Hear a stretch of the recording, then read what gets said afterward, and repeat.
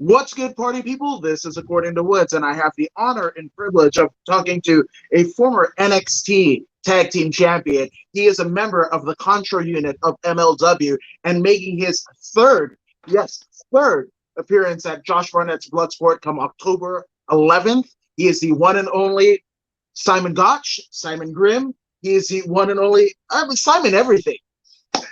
I that is actually probably the quickest way to refer to me is just Simon Everything. I might, since John Morrison isn't doing it anymore, I might just take that whole bit. I'll be Simon Bloodsport, and then I'll be Simon MLW, and we'll just go that way. So you just know what to call me based on wherever I'm working. You just know it's Simon and then question mark. Also, then I can start, when I get older, I can do the Carney trick of showing up to random shows and saying, well, there's a question mark on the poster, so that clearly advertised me. You're gonna have to pay me if you want me to leave. Yeah, it's Simon Bloodsport has a pretty nice ring to it, especially, if you venture off into Japan. I mean, that's strong style, kind of encompassing altogether. Well, Ricky Steamboat's real name is Richard Blood. However, while that sounds cool for a second, then you realize, as immature as wrestling fans can be, you really don't want to go out to the ring under the name Dick Blood. Yeah, color hard way is not the best way to make an impression, but yeah, you can't count on the one thing you can never count on wrestling fans being is mature. I'm not judging them for it. I've definitely been guilty of it myself when I was just a fan, but the level of maturity is something you never want to gamble on. No, I guess it worked for Abdullah the Butcher and not too many people else. So I don't know. That's kind of dubious in itself, right? Well, you know what they say. If you can't get hepatitis C from Abdullah the Butcher, you probably haven't wrestled Abdullah the Butcher.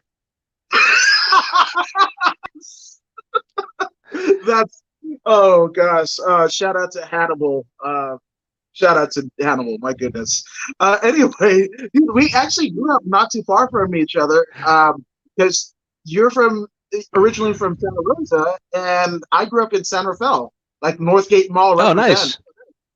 Oh, fun fact, when I would come back, because I trained, when I learned to wrestle, I was training in the East Bay down in Hayward, and I would actually, San Rafael was one of my common stops to get gas and a cup of coffee on my way home, because it was also one of the few places, and if you live in the Bay Area, there are no public bathrooms in Oakland. Like right off the highway, there are no public bathrooms. You basically, from the time you get across the Richmond Bridge until pretty much you hit Hayward, there's a solid chunk, about 20 miles, where there are no public bathrooms. I think I found one, and I am not joking when I say these were individual stalls. There were 7 of them. So it was like 7 different rooms.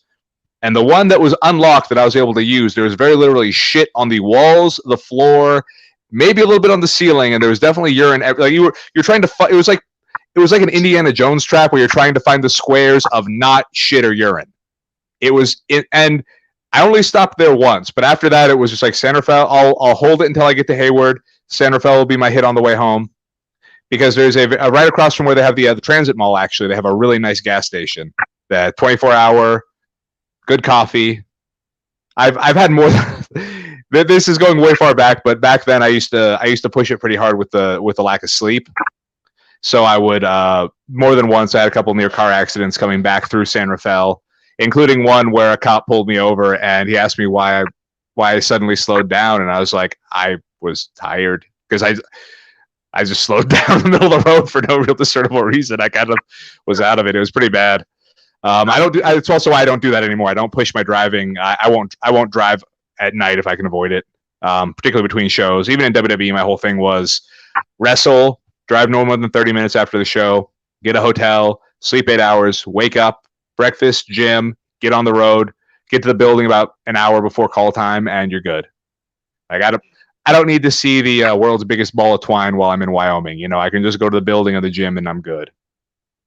Well, that's a pretty cool caveat that you have in that methodology, especially when you hear of kind of the old school, like Harley Race or Stan Hansen kind of road stories, and you're just like, oh, maybe not, maybe not. Oh, I've driven with Harley, and I could tell you that man that man was a tank. At 68 years old, that man was still a tank. He would drive. He drove us, me and a guy named Brian Breaker, who he was another wrestler for WLW for Harley's company. He actually was in developmental for about 11 months. Good dude. But he and I were booked on a show with Harley in it was like an Iowa fair, and we get in the car with Harley. Harley drives all the way there. We do our match. Harley does the signing. We get back in the car, drive back. Harley finally stops. I want to say, because it was about a 4.5 hour drive. Harley finally stops when we ask him 3.5 hours in on the return. Because we figured, I mean, he's a 68-year-old man. How long is he going to push it? And he would have gone the whole way. But this was also a fun little side story to this. That night, we wrestled in a tag match, and one of the guys in the match was Rapid Delivery Rory Fox. Yeah. Now, Rory Fox is famous for two very specific, well, technically, I guess three very specific things. The first one being on that MTV True Life, I Want to Be a Pro Wrestler, because they had an initial guy they were following, and the dude was a putz, and they kind of shifted the story to Rory halfway through because they realized, okay, this guy's got a level head and he'll be fine. And then there comes the two other things Rory's known for. And this comes up because the guy I was tagging with, Breaker, he pointed out that Rory's trunks look kind of ratty. He should probably get new trunks. We're just more talking. And about a week later is when he wrestled Zack Ryder on ECW TV. Got schoolboyed, and his testicles fell out of his trunks because he was freeballing. So those were the two things. That was the two things that he became known for. I think that was actually just the anniversary. I think Zack Ryder posted something about happy anniversary to him just a little while ago. And I mean, he actually turned to the Talking Shop Mania. We saw Rapid Delivery Rory Fox make a comeback. Well, I don't think he ever quit wrestling. He's just one of those guys where he's kind of a journeyman out in the Midwest, and he's just always been around. It's to this day there are guys I lost my mind while I was in WWE because I saw a company called Metro Pro actually was promoting Vic Capri versus Ace Steel. This is before Ace got signed to be a coach, and I was like, that's a Chicago area main event from 1999. So to promote that in 2015, I was like, wow, that is insane. But some of these guys, they drop out for a while, they come back. A lot of people don't realize how old I am. I'll be 38 in a couple weeks. I started wrestling in 2001. So a lot of people that I came up with are not around anymore. Sarah Del Rey, who's one of the head coaches of the Performance Center now. Her and I were in this. I was actually in the class after hers. We were 3 months apart in training. But I've been around since 2001. So guys like Eric Stevens and a lot Eddie Kingston, a lot of those guys, they were all coming in around the same time. There's a very small list of people still working from that era. Claudio's another one, Brian Danielson. But yeah, it's a very small group now because most of us either bailed on wrestling altogether or just stayed so local that we kind of fell off the map. Which is why I always say that I'm, best worst luck in pro wrestling. I'm the guy that just won't go away, but never quite breaks through that next level. That's how I go. I think that's it's a dubious distinction. Well, I actually kind of realized even how old I was. I saw Paul London not too long ago, and he's almost full gray, and I'm all like, we're only a couple years apart. This is okay, I guess. Right on. The thing that gets me is when I realize I'll be I just passed my 19th anniversary in pro wrestling, and when I realized that I'm on shows now with people that weren't born when I started.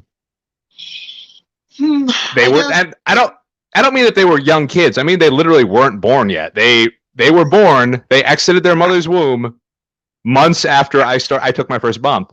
And even weirder when I hear some of those kids, they're talking about who their idols are and who they idolize, and they're talking about people who are 10, 15 years younger than me. And I'm looking around because everyone I idolized when I was young was a good 10, 15 years older than I was at the time. People who were in their 30s and 40s. So it's very weird to me to see people almost idolizing their contemporaries, their peers. People who are only a few years older than them. I don't know if you're a Bob's Burgers fan, but there's a whole joke about how his hero is a guy named Torpedo Jones, who's a baseball player. And the joke is that Torpedo is actually the same age as him, and they keep calling him out that's really weird that your hero, your idol, is the guy who's the same age as you. Should be a guy older than you. It's always supposed to be someone older than you, not the same age. Yeah, theoretically speaking, but I mean, I'm half Fijian, and I've got nieces that are kind of nieces and nephews that are older than I. So I don't know what happened there and the genealogy behind it, but I mean, it is peculiar to say the very least. Fiji is a wild place. That's the thing, is that it is a unique. The Pacific Islands have given us some unique things. That they do. Yes. Now, speaking of unique things, Bad Blood, BJ Darden said it's been a while since we've seen you. Last time we saw you was at Epic War when he killed Sexy Chino. Ooh. Oh God, yeah, that was 2006, and fun story around that match. The match was fine. There's nothing wrong with the match. I think there's an adult film actress named, I think, Stephanie Gold, that Gary Yap was promoting as being on the show at the time. And she wound up not showing up. I don't know if it was because Gary didn't pay her. There's a 65% chance if someone doesn't show up at a war show, it's because Gary didn't pay him. But at one point, with this whole deal, because he kept saying, "Oh, I'll bring her back for the next show." There was a scheduling conflict, but I want to do an angle. He actually pitched the idea. He wanted me to do a sex tape leak angle with her, where he was very literally going to pay her to have sex with me on camera. And he was going. I was like, I just looked at it and went, no, like that's no, because and you have to remember, this is 2006. This is God. It was right after Eddie died. It was probably 6-8 months after Eddie died. So WWE was cracking down super hard on everything, and that was Silas Young actually. That was kind of what got him blackballed from WWE, was because he did a tryout. They loved him, and he was honest. He's like, "Look, I'm on the gas right now. If he's like, I'm not taking it anymore, but I don't want to like tell you guys, oh yeah, I'm fine, and then you test me and then I fail." And they were basically like, "Oh, okay, never mind." Ooh, wow. Yeah. Holy hell. So he was honest. It's the same thing that kind of happened to Nigel McGuinness, where he was like, "Yeah, I've torn both my rotator cuffs," and they went, "Oh, cool, see ya." Like, no, I'm telling you this stuff so you can take care of it, and I can, but not so you can just not hire me. But WWE at that point was really stringent on that sort of thing, where even if they smelt anything that was potentially controversial, it wasn't just a no, it was a no, thank you ever again for the rest of your career. Doesn't matter how good you are, doesn't matter if the rules change, we're done. Wow, and then when you think about, Matt Riddle, and not just throw shade, and speaking of Bloodsport, the original Bloodsport concept was under the name of Matt Riddle, but there was like a provision in his contract where like, hey, you're cool on these things, so. And again, the company is really, as I think they've gotten more lax on it, because they realize that beyond the fact most parts of the country now have at least a provision for medical marijuana. So it's almost pointless to have guys who can legally smoke marijuana working for you and then fining them for it. So I think they've gotten a little bit more. I've heard in some cases it went from, at one point it was a $2,500 fine down to a $500 fine, down to, I think they don't even fine you for it anymore. It's only an issue if you test while active. Basically meaning if you were found intoxicated during a match or before a match, that would be an issue, but that would really be the only time I think it would be anything anymore. I don't know that for sure. I haven't heard of anyone getting popped for weed in a while, like probably a year or two, at least really. Now, yeah, when you said that, I'm thinking, how would Iron Sheik and Hacksaw Duggan essentially getting pulled over, like how would that fare in today's 2020 kind of mode of operations? Oh, well, we saw exactly how it would fare already. Yeah, we saw how it would fare when RVD and Sabu got pulled over in 2006. And they stripped RVD of the titles, and they were more confused because they couldn't figure out what Sabu had. That was, I think, my favorite detail of the story. I think it turned out to be like tamoxifen or something like that, which is it's an anti-estrogen drug that guys take usually when they're coming off a cycle. Right. And I think that's what it turned out to be. It was something like that. So it was more the awkwardness of Sabu had pills, but we have no idea what they are. They're unmarked. They're in a plastic bag, and that is the most Sabu story you can get. Is we are so we don't even, because again the reoccurring thing with him is like, how is that guy still alive? Just from the bumps he's taken alone, you'd be like, that man should be dead. And then you go, oh yeah, also look at this bag of.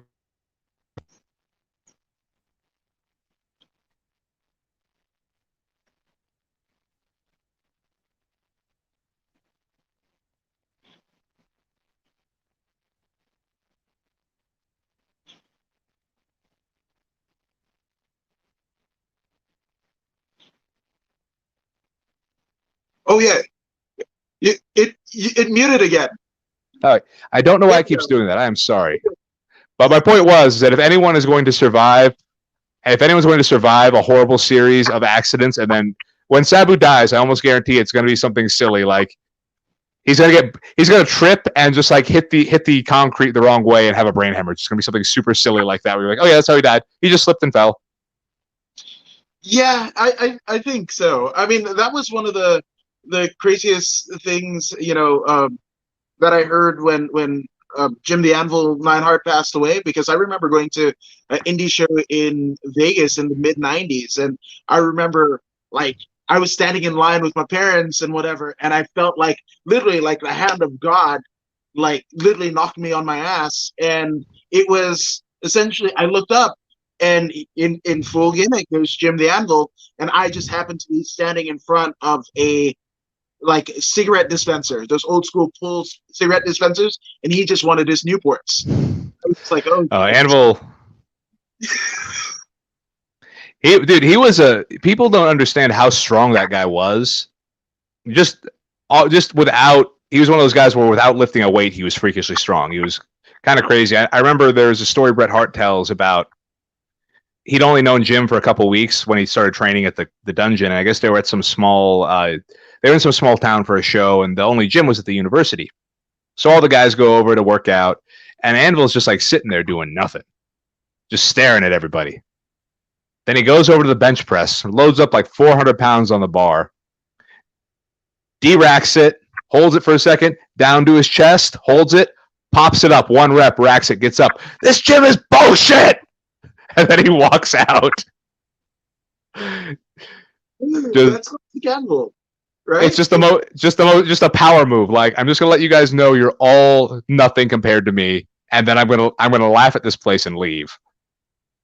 But no, he was a beastly dude. I when I was a little kid, I was so scared of him. I always thought he was gonna rip his goatee out when he would do it was just so intense. It always used to frighten me. I had this image in my head of all the hair just being ripped out and blood just pouring. I watched a lot of horror movies when I was a kid. I had that. That was how I figured the human body worked. You pulled out a bunch of hair and blood just sprayed out like a hose.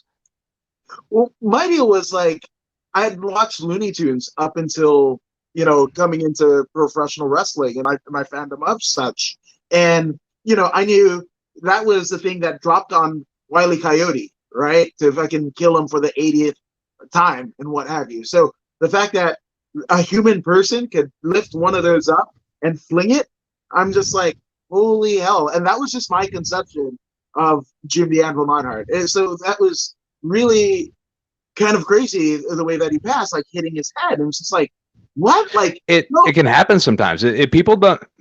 A brain hemorrhage is nothing to scoff at, and people don't understand that your skull is. We had to do more than once the concussion meetings with Chris Nowinski, and you learn a lot in those meetings about the human brain and how sensitive it is. And one of the big things he points out is that your brain has a consistency of gelatin. So if you ever shake a bowl of Jell-O, that's more or less what your brain does inside your skull, because there's a very thin membrane that kind of keeps it in place. So more or less what happens when you get a concussion is that membrane can rip, and then your brain's sort of flapping around uncontrollable. And in many cases, because you don't really have nerves in your brain the way you have them in, say, your hands or your skin or anything like that, so you don't necessarily feel this stuff when it happens. You feel the symptoms, but you don't necessarily feel the actual injury. So people will sometimes get head injuries and walk away and be like, oh, well, I'm fine. Nothing's wrong with me. I can walk. I can see fine. And then unbeknownst to them, they actually have their brain is bleeding. And it can be something as simple as that. I mean, it's similar to that's kind of what happened to Brett too when he had his fall. Because they pointed out that he had the stroke when he fell off his bike and he had the stroke, but it was actually set off by the impact when his head hit the concrete when he fell off his bike. That was what actually set off the stroke. Wow. Yeah, that's what I didn't know. My goodness. But that's what happens a lot with we again, it's why, and it's not a knock on him as a person, but it's why I still kind of cringe that they let Daniel Bryan come back to wrestling. If his concussions had gotten so bad that he was having like seizures, basically right? Seizures, yeah, it's like there's a point where he doesn't need the money, he doesn't need the accolades, he doesn't need the achievements. That guy, if he wanted to stay involved in wrestling, he could open a wrestling school tomorrow and have 1,000 students lined up out the door ready to pay him an obscene amount of money to train. And he would never have to even show up if he didn't want to. So I feel like it was really unnecessary for him to come back. And as much as people say, oh, well, he needed to have that one last match. No, you don't. You never need that one last match. Anyone who ever says that they needed that last match, Lou Thesz came back for one last match. You know what happened? He broke his hip. He wanted to have, I think he wanted to have a match in 7 different decades was his goal. And he had like one match with Masachono when he had to be in his 70s at that point, his early 70s. And he broke his hip during the match and they had to take it home early. You have Dory Funk still randomly going over to various promotions in Japan for like one shots, but you go, dude, you're almost 80. You don't need this. Like you don't need the money and you don't need you're NWA champion. Like who cares? No one's going to fall in love with the story of Dory Funk when they see him wrestling at 80 in, a random indie show in Japan. Like you can pack it in. It's fine. No one's going to be mad. No, and I would think that you would have done enough in your career being Dory Funk Jr., one half of the only brother team to hold the NWA titles, that you've done enough in your career that you don't have to wrestle at 80. I mean, I was there for the Tito Chuck 3 the weigh-ins, and oh god, if Tito Ortiz and Chuck Liddell respectively couldn't do enough outside with their name and their name brand, to kind of circumvent and like overachieve what you can do as a mixed martial artist, then what did anybody coming up have? Because there's way more names, that are lesser known. The issue for MMA, and it's a similar issue that affects pro wrestling now, but the issue that affects MMA is in the past, that first generation of UFC fighters, they were able to become superstars in one night because they were using the tournament format. So someone would fight 3-4 times in a single night, you'd see them repeatedly, and you were able to gain emotional investment in them. Now, being over, when they say that in pro wrestling, what they're talking about really is having an emotional investment from the audience. And emotional investment is almost always time plus exposure multiplied by basically days. Like the more time you're in front of the crowd, the more often and the more you get seen and the more you're available, the more popular you become. And then the key is to back it off so you don't get oversaturated. If you look at a guy like Daniel Bryan, who would straight up say when he had his first title defenses on pay-per-view, which I believe were at the Big Show, they did terrible numbers. He objectively did not draw a good crowd. But in the same vein, if you notice before that, they had him wrestle CM Punk and Claudio and Tyson Kidd and all the matches that his fans would have paid to see, they gave away for free on TV. And then they have a match where the people that usually like Big Show weren't Daniel Bryan fans. The people that were Daniel Bryan fans didn't want to see the Big Show. So no one wanted to see the match. And then to top it off, that was the same time when they were having Bryan do 2 and 3 segments a night where he might be doing 2 matches and then he'd have a promo. So he was so oversaturated that it was easy for the audience to get kind of tired of him. But then he gets injured, and now it's the same thing that happened with Steve Austin. Once he's injured, you can't have him, so now you want him back. I maintain if Steve Austin and The Rock had not left at their respective times because of injury and outside success, both of them would be hated today. Yeah. If you look at the way Triple H if you look at how popular Triple H was in the late 90s, early 2000s, and then how reviled he was for probably 15 years following, that's what would have happened to Austin and The Rock, because familiarity breeds contempt. You have to leave them wanting more. Austin getting injured, because even then he got injured in the match with Owen Hart, right? And that made him more popular because now you can't see him wrestle. Now it's a premium. Then he comes back finally. He wrestles for a few more years, and then his career's over. And now you never got a satisfying conclusion. So now all you want is him to come back for one more match, even though you know it wouldn't be that good. And it's not even a knock on him, even though I've never had a problem knocking the guy. But it's not a knock on him to say that he's pushing 50. He wrestled for 16 years, and he's had horrible neck and knee injuries. I absolutely understand why he would not be able to do a whole lot in the ring. Same thing with Daniel Bryan, where when he got injured and he got taken away, the audience wanted him more, because now professional wrestling fans always want to at least believe they have a say. Good booking leads you to a conclusion and has you thinking you got there on your own, but it guided you there. In the same way with someone who gets popular, they want to believe that they can have him because they want him, or they don't have to have him because they don't want him. The Roman Reigns thing. I said before, Roman Reigns will be over like a motherfucker the second they turn him heel, because now the audience will feel like it's their choice to cheer him. But if you keep pushing him as a babyface, they're going to pull back and say, no, you can't force this on me. Even if you're forcing it on him either way. It's just, if you ever actually, this is how insane I am, because I'm going to go off on a little side tangent here. There's a clip I posted on Instagram of a match I had about a month ago with a guy named KTB out in New Jersey. And there's a point in the clip where I catch him with an armbar from a back top mount. And I went insane when I saw it afterwards, because I was like, I can't believe I fucked that up. And you might say, how did you fuck it up? I cross-faced him the direction I wanted him to go before I went for the armbar. And I went, no, I need to cross-face him the opposite direction, because while I was still able to get it, I cross-faced him the direction I wanted him to go, but naturally his reaction would be to pull the other direction. So I was like, I should have cross-faced him the other way, so he's pulling back the direction I want him to go, so when he pushes there, I can catch the armbar easier.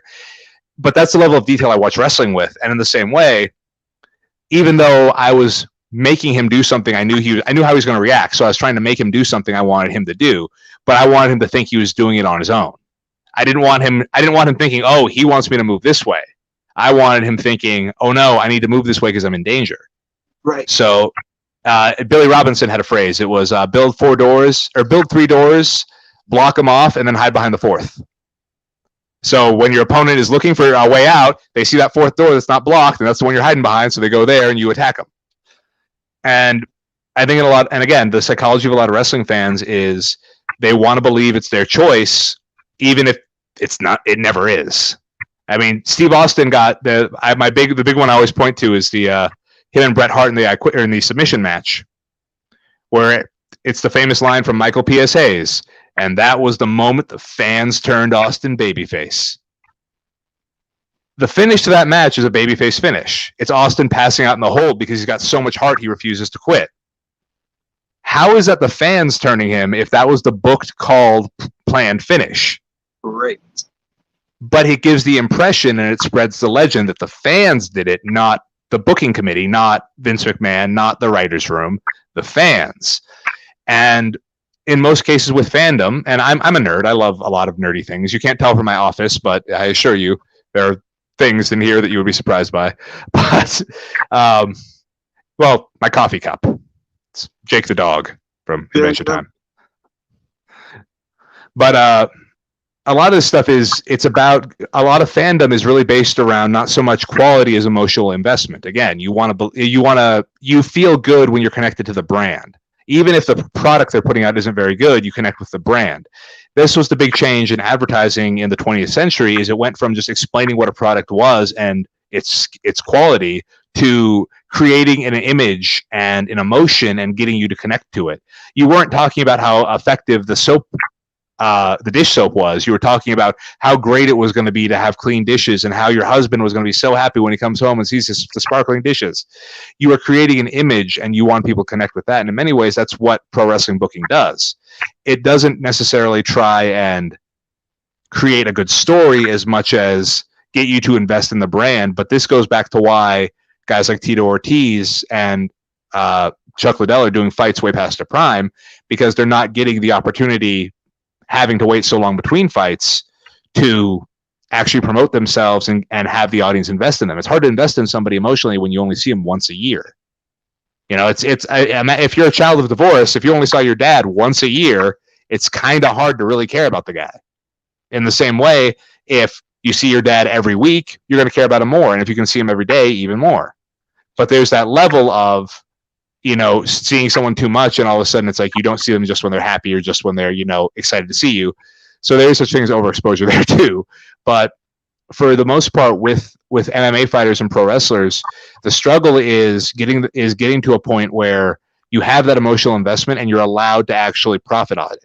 The decision that was handed down about WWE not letting guys do basically third party deals anymore is disgusting. That is, I will outright say that is criminal.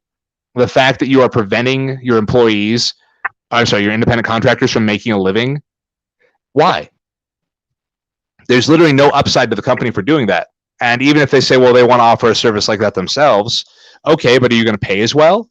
Why would you spend money to do that when you could very literally license the stuff and let these guys do it and basically and then you don't have to do any of the setup fees. And we saw what happened with Tout when WWE tried to do the whole thing with Tout.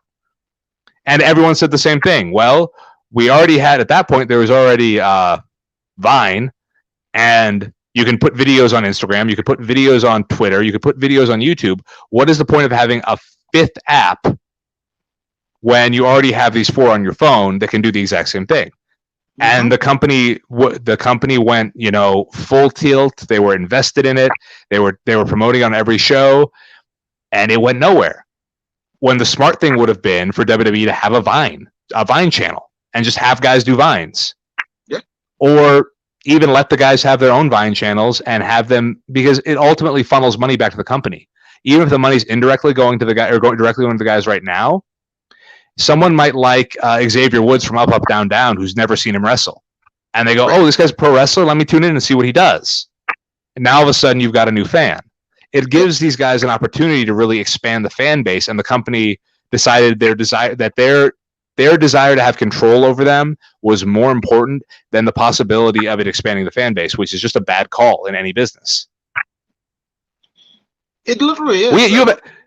You've asked me like no questions. I've just ranted. This is what I do this is why all my interviews are like 3 hours long. I don't even. No, this is awesome because, you know, we're getting an insight to how you tick. And that's, for me, that's the joy in it. Like, what makes, you know, people want to do, especially combat sports, whether it be MMA, jiu-jitsu, there's so much involved. And I've rolled before, but, you know, that first day on the mats of any sort, it can be rough, you know. So what makes a person kind of tick to enter in those endeavors? So, like, to me, I'm like, this is getting the bird's eye view. So I freaking enjoy this. But yeah, absolutely. Now, Esteban Estrada Flores says, has there ever been a bump that you have taken over your career that really didn't help your career or might have cut years off? Not really. The closest I ever came to one was, and it wasn't even in a match. It was in a training match. I've been training for, I want to say, maybe 10 months or a year, not that long. And a guy went to give me a Death Valley driver for a finish in a training match. And the thing is, he'd been told by a guy to try and stay tight when you do it. It'll look uglier. It'll look more like you hit him hard or you slammed him hard if you stay tight. And the guy kind of popped me off halfway and then tried to relock his hands. And what happened was, when the impact, because my back wasn't rounded, my back was like this, sort of crooked. So when I hit, my spine did that. I immediately lost feeling in both my legs. He covers me. I legitimately couldn't kick out. And I did I rolled out of the ring and he goes, "You okay?" Oh, yeah, I'm fine. And I'm just telling myself over and over again, as long as you can walk, you're not hurt. Just get up and walk. If you can walk, you're not hurt. And I was walking like a baby duck. Like my knees were coming up unusually high and my legs were really shaky. And for a few months after after that happened, if I didn't bump perfectly centered, if I was off to one side or the other, I would have pain would shoot down my sciatic nerve. And I wouldn't lose feeling in my leg, but I would be in so much pain I couldn't move it. So there'd be there and fun thing like the next week we were doing power bombs. So it would be like take a power bomb, get up, pretend I'm all right, sort of walk over to the corner and like lean back against the corner, like, oh, Jesus, I can't. That was a bad one, and there've been a couple times I've landed pretty ugly on my neck. Nothing too crazy though. There was one where it was the Arnold Classic in 2014, I want to say, the first time WWE NXT did the Arnold Classic. Yeah, it was 2014, I think. Yeah, because it was right before WrestleMania. Yeah. Oh no, yeah. Wait, was it 2014? No, 2015. I'm sorry, I think it was 2015. I'm trying to remember because it was. I got signed in 2013. I wasn't there for Mania. I didn't go to Mania in New Orleans the first time, and then I went the next year, which was San Francisco. So that would have been 2014 or 2015, and that was when we did the Arnold Classic for the first time. I wrestled Big Cass, and he gave me the splash in the corner. And he got so high on me that his abdomen basically hit my forehead and pushed my head all the way back to where it almost hit the turnbuckle. So when that happened, my head whips. He comes off me, my head, and Billy was a good 280, 275. So when he hit me, he goes to take off to hit his big boot. I actually couldn't even pick my hand up because generally I'll get a hand up to try and protect my face on the big boot. I couldn't even get my hand up. I had no use of my arm. So he comes at me with the big boot. And I basically wait till I can feel the bottom of his shoe on my nose, and then I took the bump, and I stayed down. And I think he finished me with a big elbow drop after that. But basically, I stayed down because I really couldn't kick out. And I no-sold it, and I just told the trainers that my neck was a bit stiff and I needed it stretched out, and I was doing therapy for it. But I never told them I was actually hurt because I'm old. I'm so old in wrestling that I'm from that last generation of guys that was really brought up with. You're not hurt. You're fine. You can finish. Nothing's wrong. You've got a concussion. Your nose is bleeding. We don't give a fuck. Get up. Finish your match. That was really ingrained in me, to my detriment, honestly. But to the point where now, I'm better about it now. But there was a period where I think I had a total in the PC of 2 weeks off for injuries. Yeah. It wasn't because I was never injured. I would just lie. I wouldn't tell them when I get hurt. I would just straight up lie. They'd be like, "You okay?" "Oh yeah, I'm fine." I blew my hip out at one point where Vic from the Ascension thought I broke my leg because my leg buckled when my hip gave out. Oh. And, yeah, it looked really ugly. Like I went to do a sunset flip out of the corner, and one leg didn't come off the mat. I basically it was like Jake the Snake doing a leapfrog. It was pretty bad. That was how bad it went out. And the best part of this is the next day, because we're wrestling the Ascension again, me in English, and I'm like, "Fuck, man, I can barely move. I can barely walk. You know what? Okay, hopefully English can take most of the punishment tonight." And he texts me at like 9:30 in the morning. It's never a good sign when anyone texts you at 9:30 in the morning in wrestling. It's always a bad sign. But I open the message and it says, "Dude, my back is fucked. I can barely stand up. Can you take the heat tonight?" And I just went, "Shit. Okay." Like it was one of those moments where it's like, well, my hip, his back. I mean, I'll have to get a new hip eventually, right? His back he might be able to avoid getting a new back if he takes care of it. We'll save his back. So but there've been, like I said, there've been a few over the years like that. I crushed a tooth once. I had it wasn't a very strong tooth, but it was in the back when we were in England. If you ever watch the first NXT TV taping from England, you'll notice there's a 4-way tag match. I take a shoulder block from Mojo Rawley, and it looks like I die. Yes. Like the back of my head and my knees hit the mat at the same time. And when I hit, it crushed a tooth.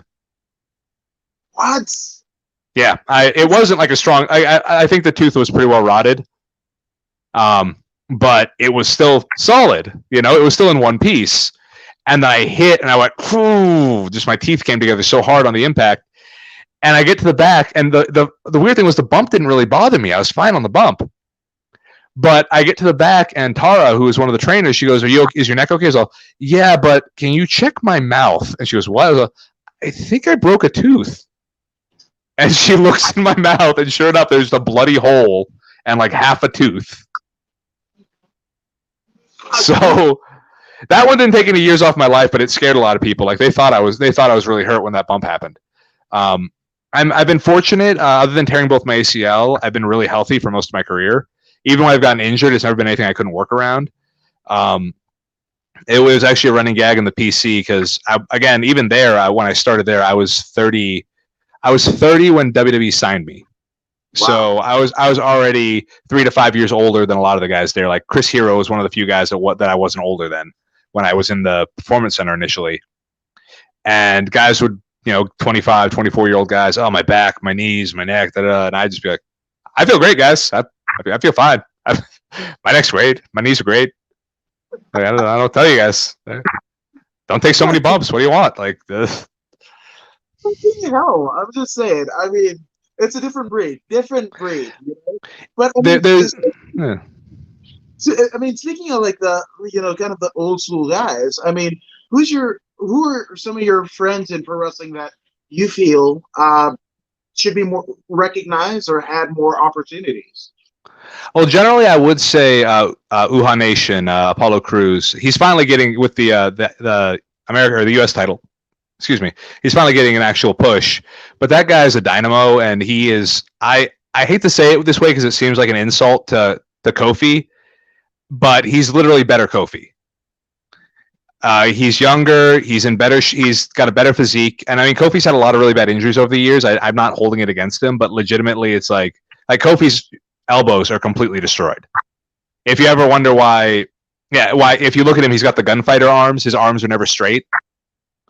He's injured. He's had a lot of elbow injuries. So it's like Uha has virtually the same backstory. He son of African immigrants. His father's a diplomat. He grew up playing soccer and football. He went to college. But Uha's also, huge jacked guy in great shape. He's insanely athletic. He's also a great father. Uha has 2 adorable children. So again, even the father thing, like everything Kofi has, Uha has as well. But Uha's also, I genuinely believe, is the better talent. And again, it's not a knock on Kofi. It's just Kofi would be the first one to tell you his high point professionally until the New Day stuff was like 2008. 2010, when he was doing the stuff with Cody and with and all that, and that was great. And again, not a knock on the guy, but sometimes you get your push when you're not necessarily physically in the best position, and it's harsh. But I feel like the company could do more investing in Uha, who again is also several years younger and has more time. If they invested in him now, he's going to be the bigger star long term. Like Kofi's already kind of peaked popularity wise. Nothing wrong with that. Dude's had a great career, but it's you again, especially if you're a father, I'd say you're better off getting out healthy and being able to see your kids grow up than being that guy who winds up, still hustling for bookings at 45, like I'm going to be. I guess total disclosure, I guess, right? Hey, I know my future. I have one marketable skill. I've got a mortgage and I've got bills to pay, and the only way I can do it is through pro wrestling. If I was good at anything else, I assure you I'd do it.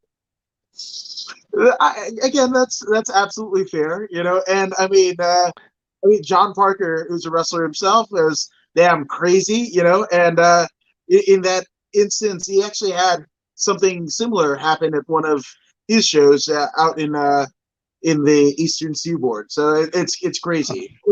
I mean, Stephen Tatum wants to know how the experience, whether it be the WWE, the run with the Vaudevillains. I personally loved it. I mean, you in English, I thought were just the presentation, kind of your entrance video, the whirly dervish. Because I mean, people in the know what a whirly dervish is. Kind of like apparently Vince hated it. The move, our finisher, he hated it because he interpreted it as it just being a neck breaker. Now, the problem was the actual explanation for the move we couldn't give because WWE was also dealing with all the concussion stuff at that time. And the psychology behind the move was I was giving the guy a European uppercut to the back of the head, so it was driving his brain forward into the front of his skull. And then when English gave him the neck breaker, it was twisting the brain, which is the 2 worst things you can do to a brain, like by design. And the logic was it wasn't just a neck breaker; it was that basically we were giving you a severe concussion every time we hit it. That was the idea of the move. But the way Vince interpreted the move was it's just a neck breaker. I mean, yeah, the John Cena's attitude adjustment is just a body slam. What's your point? Like it's the move. isn't the thing. For all the years you get told it's not about the moves, it's not about the moves, and you get to WWE, and weirdly, it's really a lot about the moves there. They're very big on the moves. I personally got told you got to get your shit in out there by Vince McMahon in Gorilla right before a match, and my first thought was, I've spent the last 4 years being told not to have shit, that I don't need shit, that my shit does not need to get in, and now you're telling me 5 seconds before I go out and wrestle in front of 1 million people on TV, get all your shit in. Like, that was not something no, that was a real mindfuck. That was one I was not ready for. And then but when you realize that that's the actual, when you get on the main roster, that's the real mindset, you start to understand why guys go over on their time limits so much. So I would say more than anything, it was that the time in WWE was very educational for aspects of the business that I'd never really had to deal with. I mean, I was used to, okay, here's your finish, go. That was, here's your finish, try to keep it under 15 minutes. That was all the guiding we ever got in most shows I worked. But feeling, when you actually have someone when you tell them what you're going to do and they go, no, I don't like that, do something else. You're like, motherfucker, you want to have the match? Like, you can. Just pay me, I'm fine, I'll sit back here. Like, if you really don't like what I called for my match, you don't have to book me. Like, what? You've never seen a writer come out from behind the camera during a movie and be like, you know what, I don't like how you're reading this, I'm going to take your part over. You wouldn't. But I mean, just talking cameraman. I mean, there was that spot that, what is it, Jimmy Snuka Jr. He was the cameraman. Oh yeah. Undertaker and botched that whole thing, and Taker landed on his head. That was an ugly one. I've seen. I mean, honestly, the ugliest one for Taker, I think, is still the when the pyro got him. I had some friends actually that were that were extras that night, and he was not a happy boy. He was very unhappy. Yeah, I mean, you can even see, when you slow the video down, he's fucking. I mean, he's still trying to live the gimmick, but he's fucking cursing up a fucking storm. Like, well, I mean, if you get lit on fire. If you spent the last 2 decades trusting the pyro guys that's the one thing they're not going to do to you is light you on fire. It's the one thing, and they light you on fire. That's going to be it's got to be a bit of a kick in the pants. That's one that's really got to get to you. Oh fuck! I mean, and speaking of fire, I mean, it ended up being the undoing of when was he Deuce or Domino? I mean, Deuce. Domino was what's his face? Cliff Compton. Yes. Yeah. So who I maintain, whether anyone ever admits it or not, Cliff Compton is the genesis of the whole Good Brother gimmick. Because it seems like Gallows started doing an impression of himself as Cliff Compton doing him, and that's where Sex Ferguson and all that stuff came from.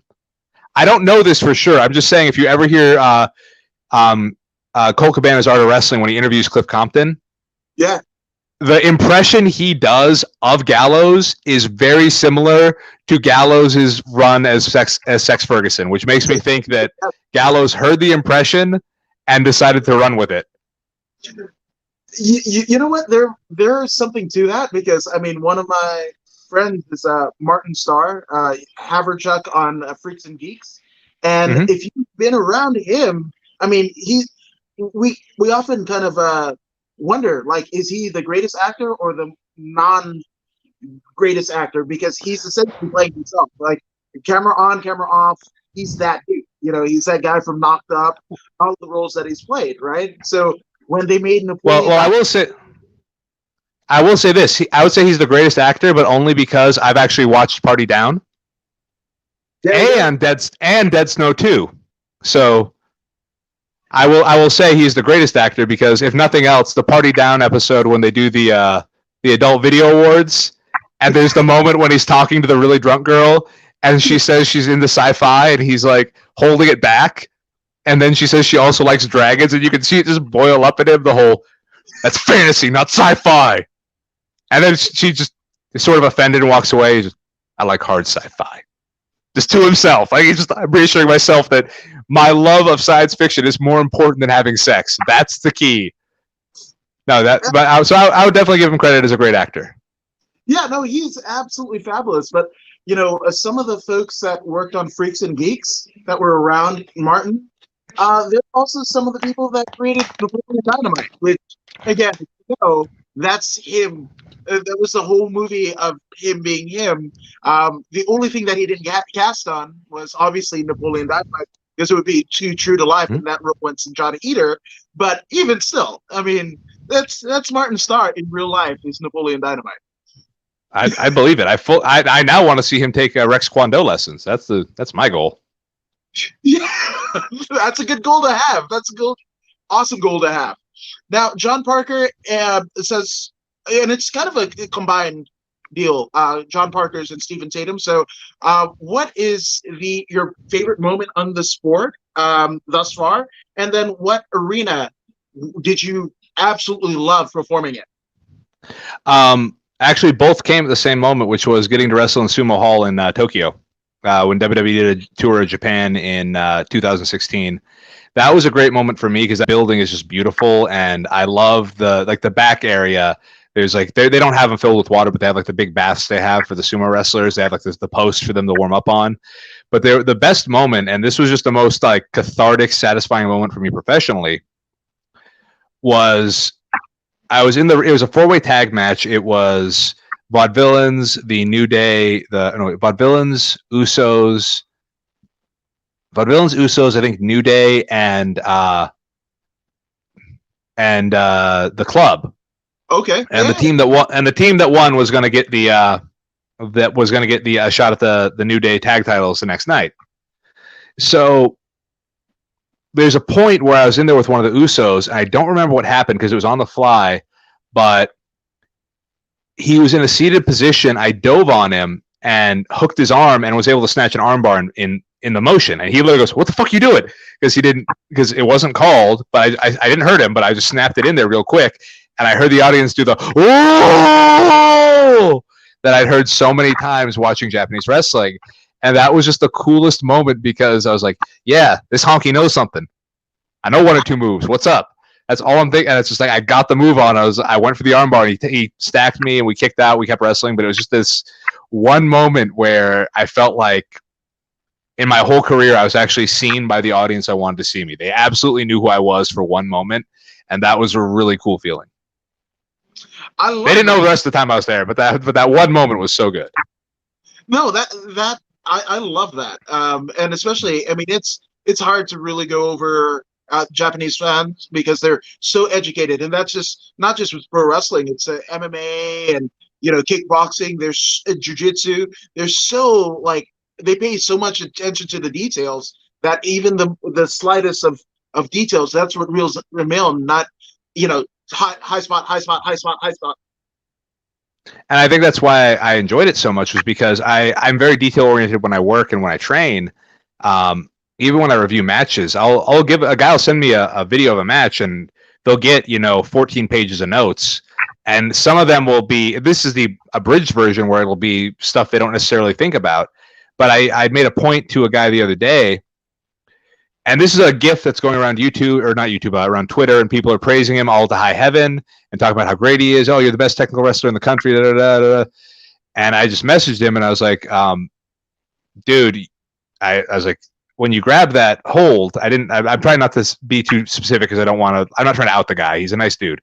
But I made the point. I was like, you're grabbing the arm. You were grabbing it at the bicep and the wrist. I was like, go to the armpit, go deeper, pull the guy all the way in. I actually found it was a clip of Eric Paulson, who, if you're not familiar with, he's a former lightweight Shudo champion, who's a student of Dan Inosanto. So he's obviously you can't see this. I'll go up a little higher, but it's Bruce Lee, but it says the glow on the bottom. Yeah. But shout out to Bruce Leroy.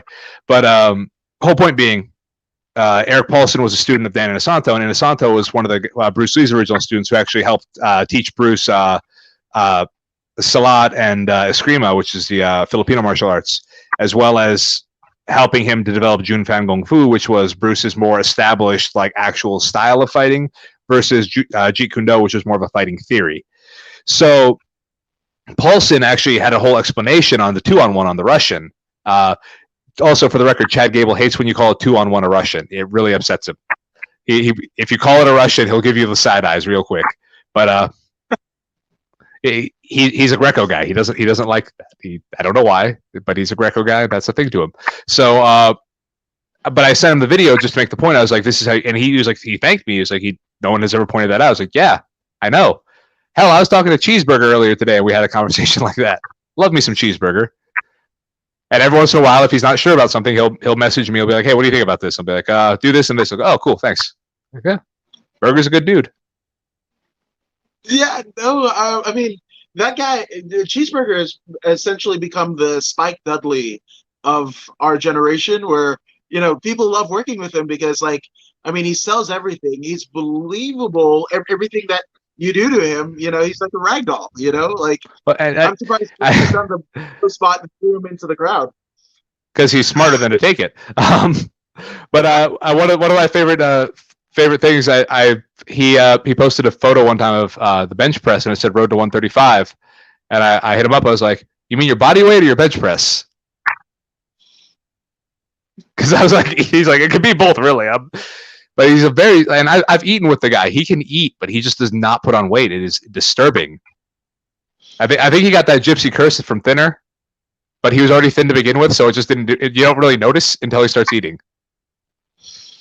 Yeah, okay, that's what I want for Christmas is his metabolism. That's definitely it.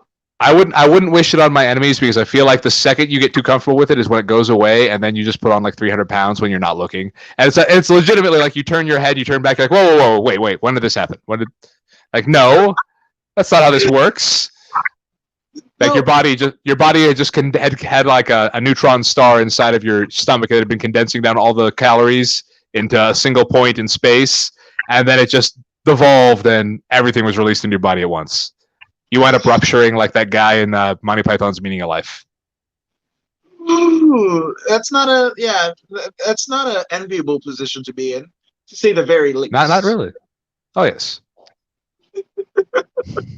But I mean, speaking of positions that you're going to be in, Stephen Tatum says he can't wait for Bloodsport. Any predictions in the whole card, matches, including yours? And now I will point out, you're pretty much been in every iteration of Josh Barnett's Bloodsport. This is your third straight appearance. So I definitely want to get what you feel will happen come Bloodsport on October 11th. Well, here are a few fun facts about Bloodsport. First and foremost, I actually am only in it because the previous one got delayed or postponed. I was actually not going to be wrestling on Bloodsport in Tampa, which was very heartbreaking for me because I live in Orlando. So this was going to be the one time I wasn't going to have to, fly and get a hotel, and it was going to be like sleep in my own bed, wake up, drive, get a cup of coffee, go to the building, warm up, and have a match. But I actually wasn't on the card in Tampa. So the only reason I'm making 3 straight appearances is because of COVID-19. Wow. Yeah. Well, the other reason is because Josh genuinely likes me, and he's the reason I'm on the shows. This actually, we wound up becoming friends because when I was in WWE, I knew Josh from his time in Pride and UFC, obviously, as well as some of his stuff in New Japan. So whenever people would ask me what my dream match was, I'd say I want to wrestle Josh Barnett at WrestleMania. And that was how he became familiar with me, because my thought was, do it like Big Show versus, Akebono. Like, yes. I'll go out there and grapple with Josh Barnett for 30 seconds and have him shoot powerbomb me on the floor. I don't care. It'll be fun. Like, it'd be a moment, So, but we actually wound up, we chit chat every once in a while. We have a lot of the similar interests, similar taste in music, a lot of hardcore, a lot of heavy metal. So we would talk about that stuff, both anime nerds. And when he took over the reins for Bloodsport, he asked me if I was available to do it. And I was like, dude, absolutely. And I think I actually may have hit him up, if I'm not mistaken. I mean, like, I think my exact message was, I don't know how much actual control you have over this, but I'm 100% down if you have any spots. And I've been on him since then. And I got to wrestle JR Kratos, who has done some stuff in All Japan since then, as well as wrestling Santino Marella, Anthony, at the last Bloodsport in New Jersey, where I was the only man in Bloodsport history to ever get booed. I don't know why, but the state of New Jersey does not like me. I actually walked out and they're booing me, and you can kind of hear it on camera, but I go, well, fuck you too. Just, I was very surprised. I was like, guys, I haven't done anything yet. If you want to boo me, at least wait till you see me wrestle. That's usually when people get upset. So I did that one, and then I actually wasn't going to be on the one in Tampa. So Barnett hit me up again and asked me if I wanted to do this one. I was like, yeah, absolutely, I'm up for it.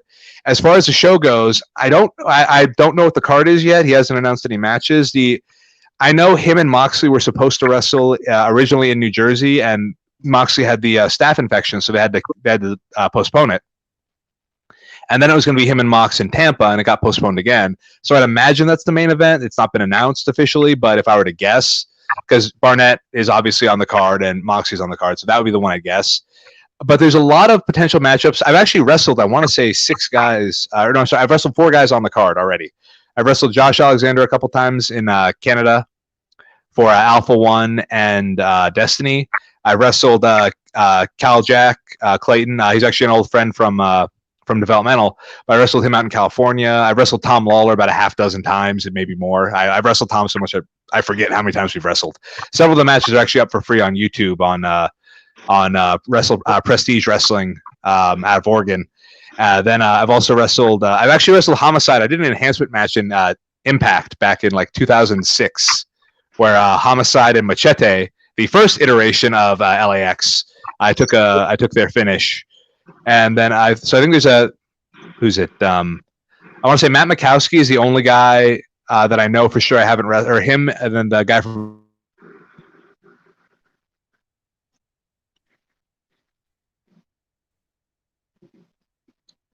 Your audio went out.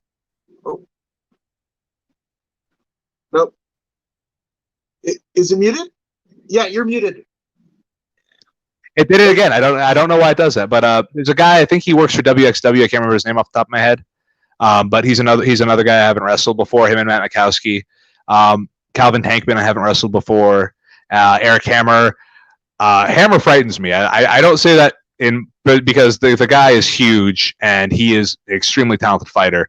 I think actually it's going to wind up. This is just a guess. I'm going to say it's probably going to be him and Cal Jack, just because that's going to be 2 big hosses just slinging beef and beating the crap out of each other. Cal was a legitimate NCAA heavyweight wrestling champion. The guy is a beast. He has a club foot, and that has never slowed him down. Like, his dad actually holds victories over both Dan Severn and Dr. Death Steve Williams. His dad was an amateur wrestler too. Yeah. What? Yeah, Cal Jack has the genealogy of a man who has pinned both Dr. Death Steve Williams and Dan Severn in college. Yeah. Oh, fuck. Oh, right? Man. I already did the pre-order. I mean, yeah. Should take money again. I'll pay for somebody else's fucking Fight TV pay-per-view. Because shit me. Really? Yeah. But yeah, no. Oh yeah, Cal's a beast. That guy, he's one of those guys where he'll just throw you. He's an extremely strong guy. I've tried to corral a very drunk Cal Jack on what was it? They call it God, what is it? I haven't been out drinking in a long time, so I can't remember the name. It's there's a street in Orlando where they basically shut the street off, and all there are bars on both sides, and people would go out and go drinking there. God, what is it? What is that? I can't remember for the life of me. It's been that long. But point being, I've had to corral a very drunk Cal Jack out there, which is definitely a unique experience. But then you also have guys like Homicide, who again, he's a smaller dude, but he's vicious. But I could see them putting him with Dickinson. I could easily see, somebody like, or even Dickinson might wind up with Tankman. Like, there's a lot of some big dudes in this show, so I could see it being any which way. It just really depends on how they want to go with it. I mean, you still have they're only the 4 women, so I'm guessing it's probably going to be Killer Kelly and Lindsay Snow, and then Deanna and who's the other person? Killer Kelly, Lindsay Snow, Deanna. Life of me, I can't remember the 4th. I know everyone's been announced. There's a 4th woman. I think it has been, because I mean, I know. Oh, it's Allison. Yeah, Allison, of course. Sienna. That's why I was blanking on it. I was trying to, because I'm remembering both names. I was like, but Allison Kay it will likely be with Deanna, would be my guess, because I think they've worked together in either NWA or Impact. So I could see that being another match they want to put together. But yeah, the field's pretty wide open, honestly. There's a lot of the guys are similar in size too, which I think is something that usually doesn't happen. The last Bloodsport particularly, it was really, broken up by how big the guys were. I know Barnett tries to keep people with about the same size, so it's more of a weight class thing. Though I've lost the draw on that both times because Kratos was, I think, about 40 pounds heavier than me, and then Anthony was about 30 pounds lighter. So it was I've been the one anomaly match both times where there was like a big weight difference. But every other time, Harry too, DH. I forgot Harry's in it. So Harry and Tankman would be another one that would be interesting because Harry is freakishly strong and Tankman is just a big dude. So that would probably be another good clash. But yeah, no, Tom Lawler and Matt Mikowski would be a great match. Like, I can't think of a whole lot of pair ups that would be bad, really, except for me and Eric Hammer, because Hammer is, again, giant, just a giant man. Yes, he is. I mean, I've been on MMA shows or just talking to Barnett and Hammer, right, as they're kind of leading their charges into the cage. And I mean, we're shooting the shit about like, just like fucking weird fucking Japanese wrestling or whatever the fuck. And I mean, this is like, if we're looking at a hot dog, right? They're huge buns, and I'm like fucking weenie. Like it's again, you don't realize how big, like even Barnett, he's a huge dude. You don't realize how big he is until you meet him. It's like him, Brock Lesnar's the same way. You meet him and he's just a square of a human being. And you realize just how massive he is, and you're like, damn. And you start to do the math, and you're like, that's a 300-pound man. Like, even if he's 280, he looks like he's 300 pounds, And again, Barnett, that's a guy who cuts down to 270, and that'll tell you, like, that's just a huge motherfucker. Same thing with Hammer. He's just a huge motherfucker. And I'm one of those guys where I'll go with anybody. You book it, I'll do the match. But there's some that it's going to be more of a challenge because just a big man is a lot to deal with. Yeah. Fuck yeah, it is. Oh my gosh. And I mean, even like Harry, right? I mean, it's not just he's the grandson of Stu Hart. He's the son of British Bulldog, the nephew of Jim the Anvil and Brad and Owen and all the Harts. But I mean, he's a fucking certified catch wrestler under the great fucking Billy Robinson. Yeah. Oh yeah, no, I know.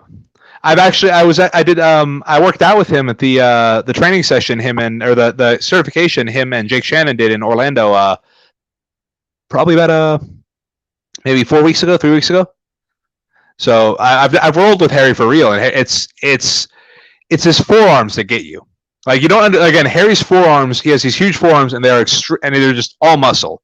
And the hardest part is, it's not even that he's applying pressure. It's just the actual pressure of his forearm on yours when he goes to grab like a double wrist lock or something is just hell. That is one of those ones where, again, Harry's a guy your first inclination is stand and strike with him because if you go to the mat, you're just going to get eaten alive. But the problem is he's so big still, he's got the reach that again, it becomes the problem of how do you range a guy like that? Like, you can't punch him because you're so close, he'll just grab you. You try to kick, there's a big chance you can get thrown. So you try to grapple with him, but he's a damn near 300-pound man, and he can just deadlift your body weight like it's nothing. So it's a real challenge with guys like that because they're as much as they'll tell you that it's not about how big and strong you are in grappling and in combat sports, they have weight classes for a reason. And while you might be able to take a guy who's very well trained and put him in with a guy who's bigger than him who has no training, and the small guy can do great, there's almost that scale of like ability this way and then strength and size this way.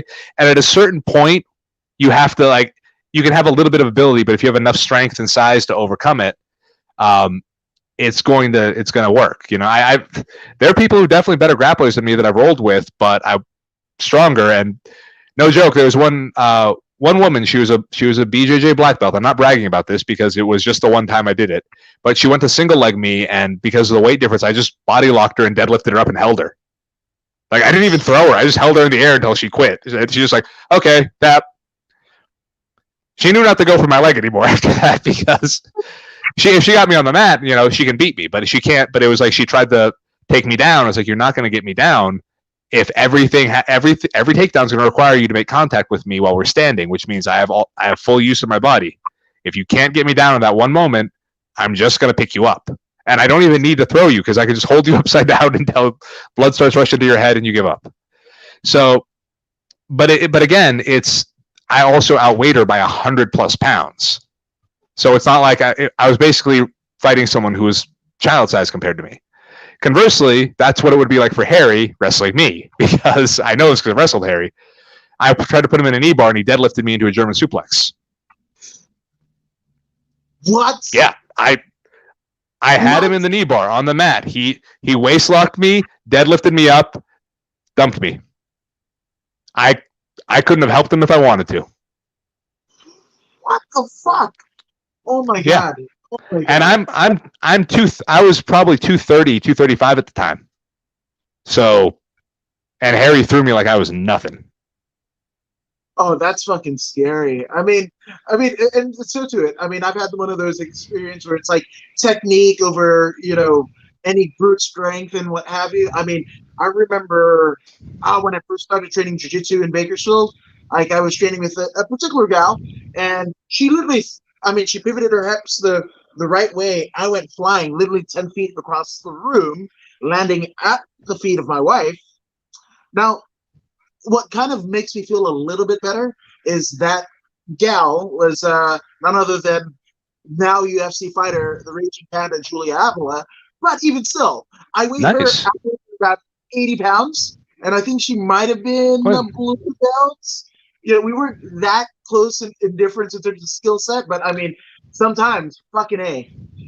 Yeah, if you ever want to feel better about this, go back and watch, like, I want to say UFC's, like 15 to 20, when you had guys like Mark Kerr coming in, all the Real American Wrestling guys who were just like gassed to the gills and huge. And then you're going in there with these BJJ black belts, and everyone's like, oh man, Royce Gracie, Brazilian Jiu-Jitsu, and the wrestlers are just crushing them with brute strength. There's no technique. Like early Randy Couture, when he was just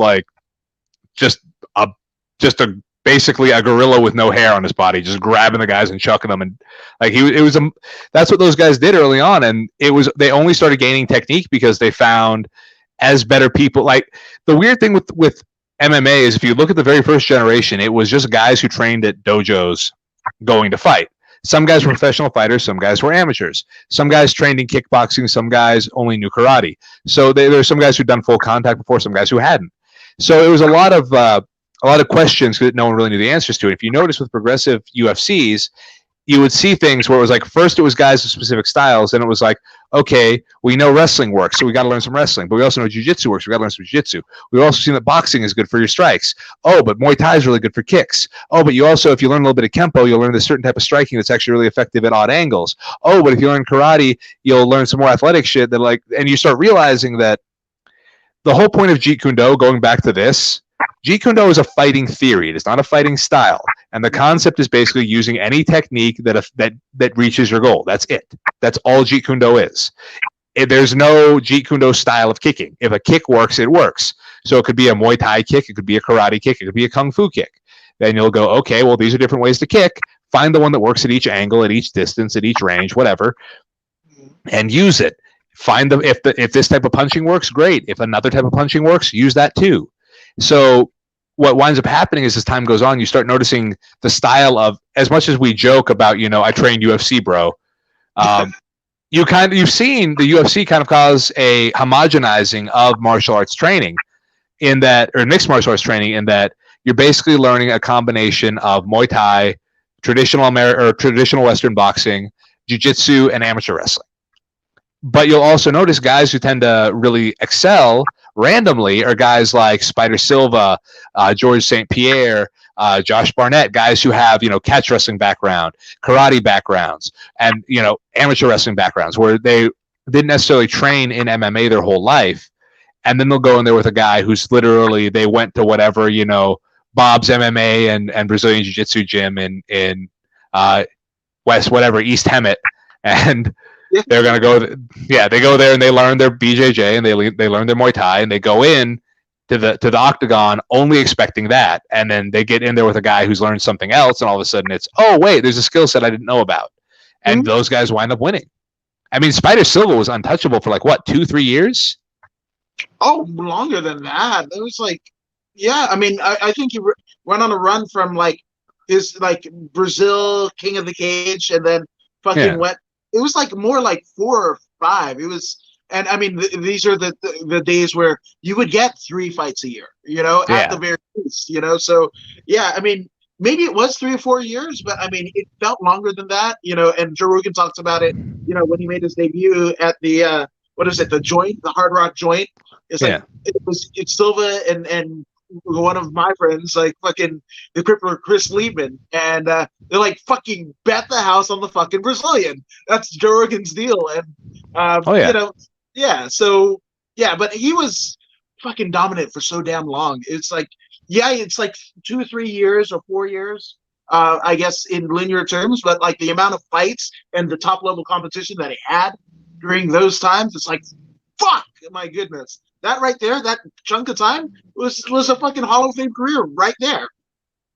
And that's the fascinating thing with a lot of the MMA stuff is you'll find it's really hard to gauge how good a person was because the biggest X factor in it is almost always stuff that goes beyond them. Who were they facing? How often did they have to fight? What kind of training was common at the time? You'll notice that it's why even anything when you try and compare, like you can try and compare Kobe Bryant and Michael Jordan, but you can't because number one, basketball is not a one-on-one game. It is a team sport. So right off the bat, you have to take into account their teams. You have to take into account how much of it was them, how much of it was the team. You have to take into account who they had to play with at the time. You have to take into account, I mean, the weather, for God's sakes. There are all sorts of things that can be factors in what happens in any sort of competition. So trying to, as much as it's for fans' sake, fun to, who's the better fighter? Who would win a fight between Bruce Lee and Mike Tyson? They'd never fight. What's the point? And even if they did, Mike Tyson was what, 200 pounds? Bruce Lee was 135 pounds? In what universe are you going to put a 135-pounder against a 200-pound man? None. Like, that's maybe UFC 3, but that's it. That's the only universe. My favorite fighter in the UFC of all time is still Emmanuel Yarbrough and Keith Hackney.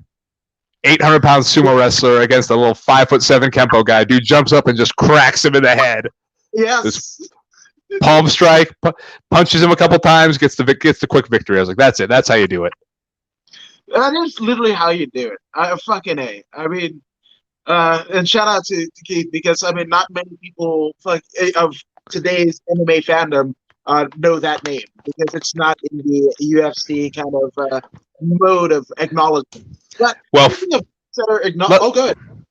Oh no, I'm gonna nerd the living shit out of you right now because you're gonna see how much of a dork I am. Okay. I can connect Keith Hackney to pro wrestling right now. Let's see. Keith Hackney appeared as a character in the film Super Fight, which also happened to co-star one Rob Van Dam. Super Fight is a film produced by Ing Si Yoon, who was a Hong Kong producer. He made a bunch of these really cheap martial arts movies in the late 80s, early 90s, things like Blood Moon, obviously Super Fight, American Shaolin, and these movies were ridiculous. They were amazing. But they always had really good fight scenes. But Rob Van Dam, like Super Fights, the whole deal is it's like pro wrestling mixed with martial arts. So not MMA, but like, I'm gonna do a jump spin. I'm gonna whip you in the ropes, do a jump spinning crescent kick. Then you're gonna take your bump. I'll do a front flip on you, and then when we come up, I'll hit you with a big strike combo, and then big jump spinning back fist, boom, knockout. Like it was like that stuff. And actually, I think it was Jim Powers is actually a character in the movie as well. But Jim Powers. No, it's a great movie. Yeah, I think it's actually on YouTube for free. Someone posted it, but it's a great movie. But yeah, Keith Hackney and Rob Van Dam are two of the stuntmen in it. They're two of the super fighters. Fuck, that's crazy. Oh my god. Well, I got a couple of questions, but some breaking news. I don't know if it's true or not, but they say I'm hearing that Retribution has caught COVID, which is fucking insane. Yeah. Oh fuck. But I mean, yes, there's so much to unpack there, but that kind of leads into some of my question, right? So obviously, all right, that's just, nice. Yeah. Steve Tatum wanted to know what was your thoughts on the original Brawl for All. So there's that, and then my question would be, what are your thoughts on Raw Underground? Now, I will say I'm not a fan because again, Retribution and Raw Underground exist in the same universe, the WWE universe. So if you're such a badass in terms of anti-fascist, whatever the fuck, like you would go to the badasses in Underground. But again, even Underground, it's a work shoot. If I want work shoot shit, there's New Japan, and fucking Josh Barnett's Bloodsport. So, well, we'll start with the Brawl for All question. Now, I have never made a secret of this. I'm very open about this fact. One of my all-time favorite wrestlers is none other than the Lethal Weapon himself, Steve Blackman. Shit, yeah. So I was actually, when I was a kid, because I was training in martial arts at the time, I was very excited for the idea of the Brawl for All, in part because I was a huge Steve Blackman fan and I knew he was going to be in it. So I was like, oh, because, and in fact, so I actually had about a 5-year gap in watching pro wrestling. Maybe, actually, it was, I mean, yeah, about 5 years. From 1992 to 1996, 97, I didn't watch. I started watching 96, 97 again because of Ken Shamrock. Yes. Like I'd see little bits and pieces here, but when I saw Shamrock on, because I was watching the UFC, those pay-per-views at the time. When I saw Shamrock was in WWF, I was like, oh, let me check this out, because I was a big Ken Shamrock fan. So Shamrock was actually the one that brought me back into professional wrestling, which is even weirder because I didn't know he was a professional wrestler before he did MMA. Mm-hmm. So he wrestled in the Mid-Atlantic territory under the name Vince Torelli, the Wrestling Machine. Yes. So there's a whole, so that was actually what brought me back into it. So the Brawl for All was right up my alley. I was like, this is cool. It's like a shoot, but they're doing pro wrestling, but it's like boxing and wrestling, and they can take each other down. So I was really excited for it. And then like Blackman gets injured while training. So he wins his first fight, gets injured while training. And I think the biggest issue with it, and I'm a big believer on consistency in any set of storytelling. It doesn't matter what it is. You always have to be consistent. Like Sunny in Philadelphia is my best example of good consistency in storytelling. If something happens, it has consequence, and the consequences are carried over for the rest of the show. Right. The second season of the show, Dennis and Dee smoke crack and become addicted to crack. And multiple times for 15 years later, they still will make a random joke about them being addicted to crack.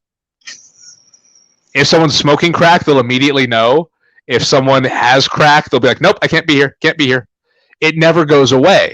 And that's how real life is. If you've met someone who's a recovering drug addict, they'll oftentimes always refer to themselves as a drug addict for the rest of their life. It's part of like the NA stuff. They'll always say they're a drug addict. And if they see someone doing drugs, they're like, I do not feel comfortable here. I am not safe. I have to leave. And that's a very common thing. And while they're playing it for comedy, it's consistency.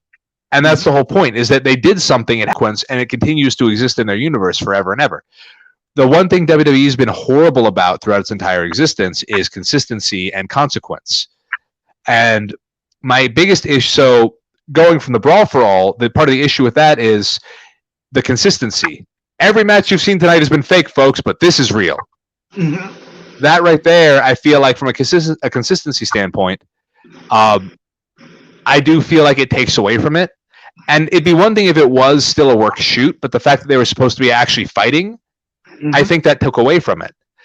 And there's also the problem of, if I tune in to watch, Scrubs, I don't know, we're going to watch Scrubs, and halfway through the episode, it became an episode of Grey's Anatomy, I'd be upset.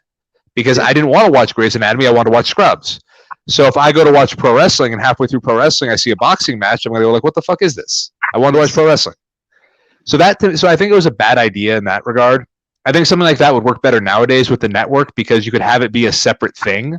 Even if you filmed it before or after, you could at least be like a separate special on the network only. So only people who want to see it can track it down. It doesn't have to be something where it's just like in your face.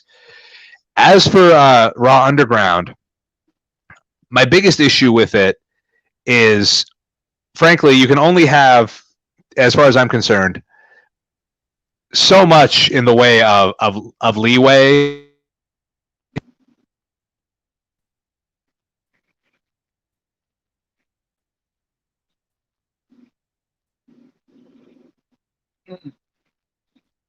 Try it again. Okay, yeah, it goes. It happens sometimes. I don't know what to tell you. But the thing with the whole deal with Raw Underground is, beyond the fact the presentation I think is terrible. I'm a big believer that people always blame Kevin Dunn, but I don't feel like he actually is the one doing it at this point. I think whoever's doing the directing for him, there's so many cuts. I'm a big believer that I think All Japan had the perfect method for shooting wrestling, which was big wide shot for action, tight shot for reaction. Yes. If I'm going to power bomb you, big wide shot so you can see it. Single shot, boom, hit the power bomb. 1, 2. There's a big kick out. Then you cut to the close up to see the guy who's either just taking the power bomb, selling it, or me reacting to him kicking out. That's how you do it. I think their over reliance on directing, I think, really takes away from the action. And the second problem is the presentation of it being, you have guys in there in like dress slacks and a dress shirt and dress shoes, and then other guys are in like jeans and wrestling boots, and it's just I want consistency. Consistency is my biggest thing. It's worse with the women where you have them like, because you do again when you're an extra, they don't really tell you all the time what you need. They'll be like, oh hey, just wear your dress nice. So you have a girl wearing $300 jeans and a $500 top to go to take part in a bare knuckle fight. Like, that's insane to me. Who does that? So in a lot of cases, I do feel like they're not really planning this stuff out well. I'm a believer that one of the biggest lies told in pro wrestling is people say anything is pro wrestling. Anything can be pro wrestling. If it's done right and done well, yes. But you need to have that caveat of it being done right and done well. Mm-hmm. I think Raw Underground could work if it were being done right and done well. I personally don't believe it is. I think, and it's not the fault of the talent, they're trying, but if they say, okay, hurt business. I mean, you have, guys like Shelton Benjamin, who he was a Golden Gopher. He was one of Brock Lesnar's teammates in college. He can wrestle. And you have him going in there and fighting in a nice suit. Mm-hmm. Why let him throw on a pair of gym shorts and some sneakers, or let him throw on a singlet, or let him throw on his wrestling gear? I don't know, but anything, but he's in a suit. Who fights in a suit? This isn't a James Bond movie. Yes.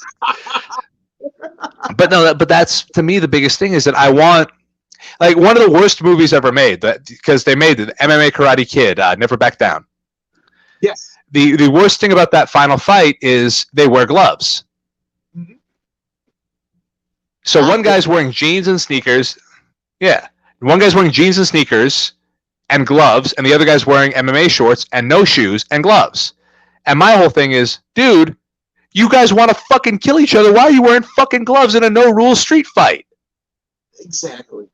Like at least in Kickboxer, it was like the hands are wrapped in hemp, dipped in resin, and then rolled in broken glass. Like, okay, they want to fucking kill each other.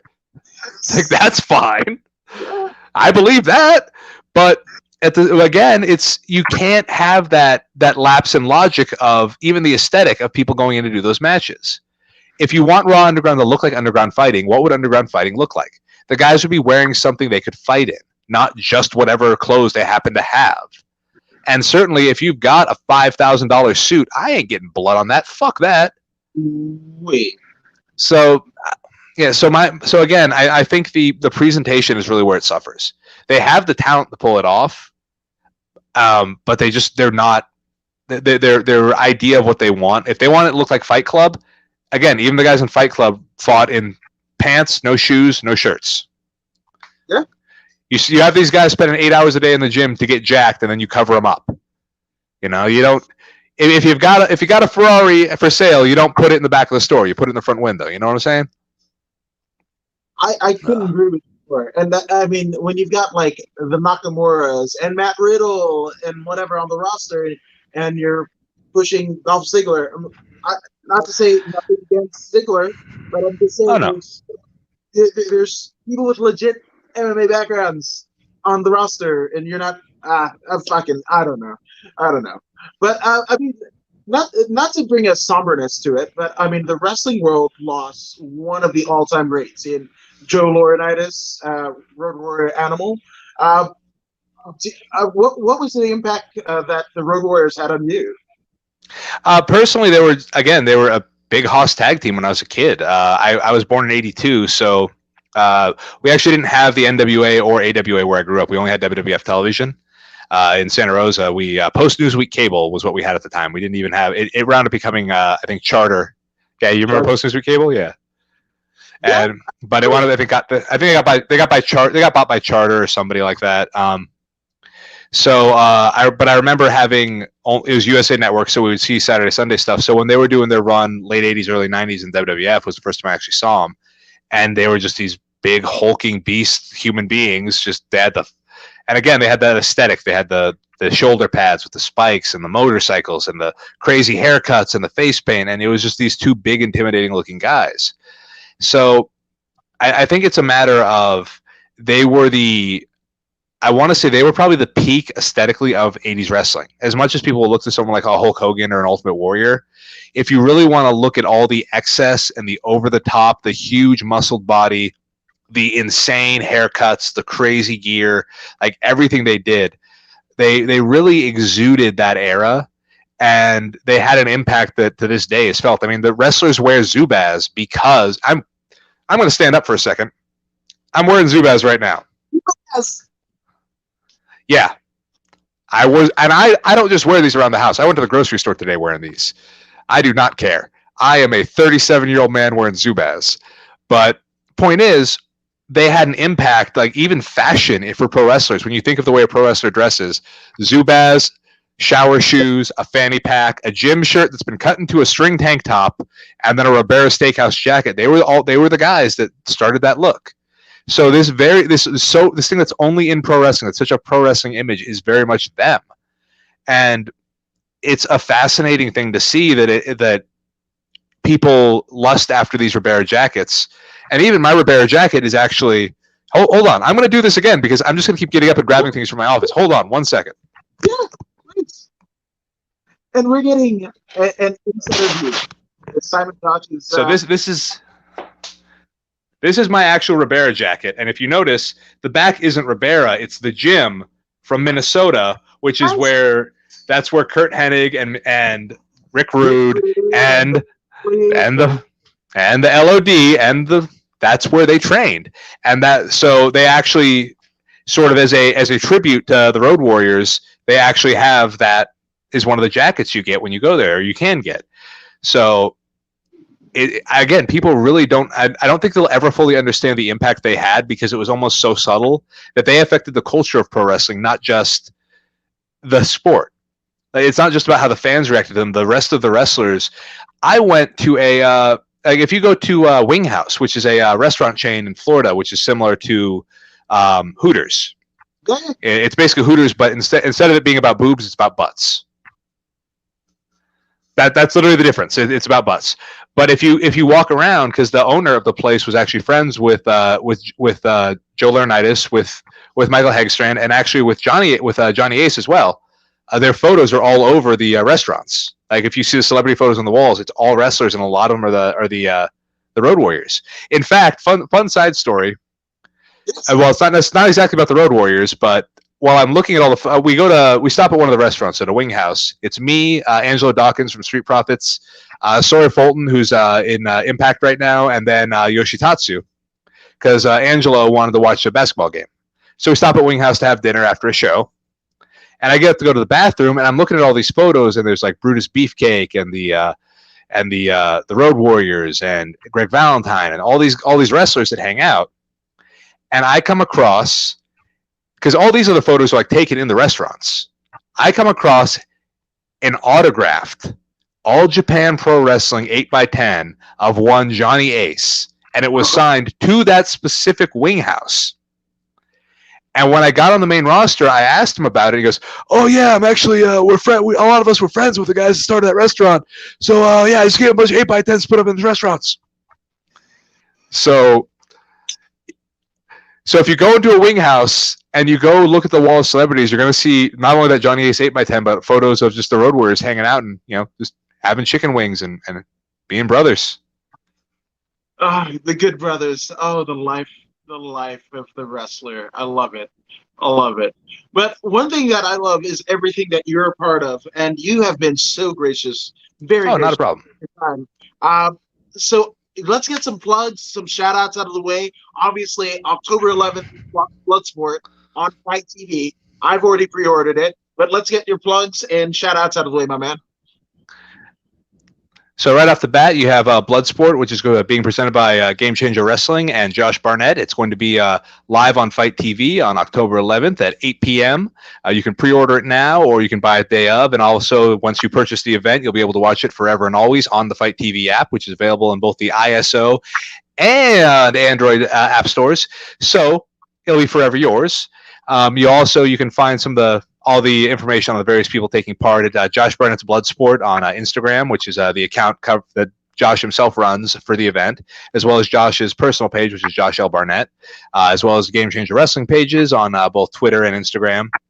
My personal page is still Gotstyle WWE on Instagram, because when you're verified, they won't let you change your name. And despite people continually telling me that I can, I have to remind them, no, I really can't, because I do try every once in a while, and it rejects it and says I have to contact the company. I'm at Devious Journey over on the Twitter machine, where if you ever want to see me shit posting and making various jokes, that's a good place to do it. And as well, you can find me on Pro Wrestling Tees at prowrestlingtees.com/Simon Says, where you can see all my wonderful designs as well as the terrible ones, because judging by my sales, they're just not that good. And yeah, I check out the event, and obviously, hopefully you'll enjoy it. You can also check out the 2 previous Bloodsport events I've been on, which are also currently available through Fight TV. So that's another thing you can do.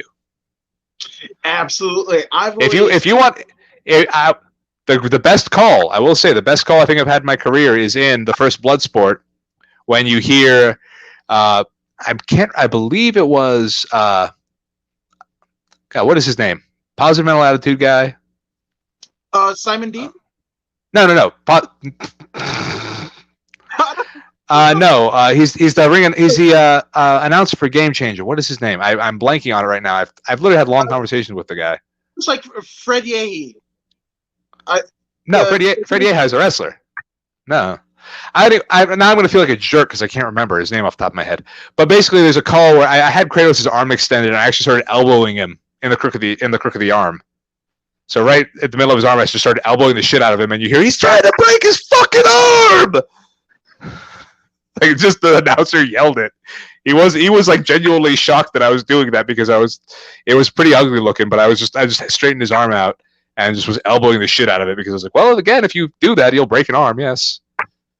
But yeah, that's you can order those 2 events though through Fight TV as well. They're relatively inexpensive. I believe they're only $10. You can get all warmed up for the upcoming Bloodsport on October 11th.